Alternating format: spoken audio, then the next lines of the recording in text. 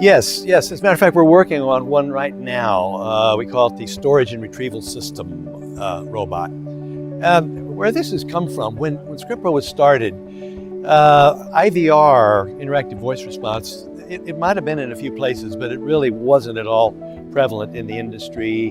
The idea of MedSync and internet filling, all those things were far into the future back when we started. Now, those technologies have moved forward a lot to where there's a lot of pre-filling of prescriptions, central fill, pre-fill programs, where there are a lot of prescriptions that are filled in advance. And pharmacies train their patients to order their prescriptions in advance. And they get bagged up.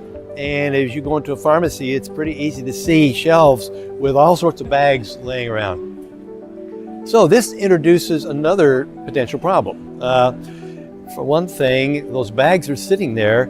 A clerk could pick up a bag and give it to the wrong patient, particularly if that patient is in a hurry and there's a line and there's maybe a complicated case that they're working on. So that happens, you know.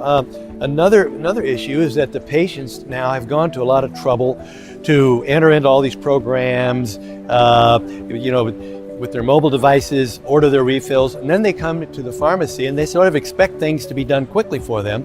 And they come in there and they find these lines, okay? And they gotta wait in a line just to get their bag. And so we have a robot that is, it's a modular system, expandable, that will store these bags and allow them to be retrieved efficiently so that you only have access to the bag for the patient that's at the window. So you avoid an error that way.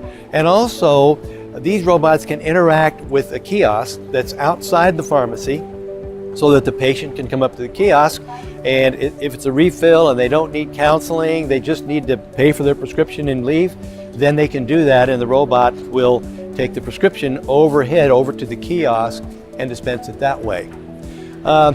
Another area is the area of diversion. You know, when you have these bags laying around, they can be targets for diversion. And it happens. We've seen it happen. We've seen some of the data where people can get in and, you know, take some pills and then blame it on the patient. You know, the patient claimed they were short, but they really weren't. So there's a robotic solution to this that we are developing that I think is going to be extremely important, particularly for busy pharmacies.